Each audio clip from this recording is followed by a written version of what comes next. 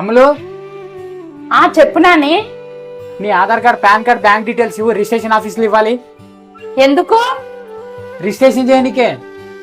నాకు అర్థం కాలేదు. రిజిస్ట్రేషన్ ఏంటి?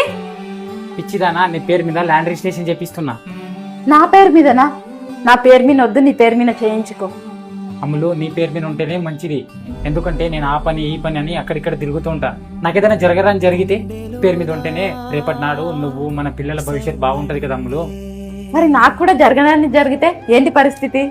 అందుకే నీ పేరు మీద ఉంటే నీది మన పిల్లల భవిష్యత్తు బాగుంటుంది నాని. అమ్ములు, ఎందుకు చెప్తున్నానో అర్థం చేసుకో అమ్ములు. రేపటి నాడు నీకేమైనా జరిగితే మా ఇంట్లో ఊరుకోరు. నాకు వేరే సంబంధం చూసి పెళ్లి చేస్తారు. తర్వాత వచ్చే మహారాణి మన పిల్లలను మంచిగా చూస్తుందో లేదో. అందుకే నీ పేరు మీద ఉంటే నీది మన పిల్లల భవిష్యత్తు బాగుంటుంది. నన్ను ఇంతలా ప్రేమించి ఇంత లోతుగా అర్థం చేసుకుంటావని అనుకోలేదు నాని. సమాజంలో నీలాంటి భర్తలుంటే ఏ ఆడపిల్ల జీవితమైనా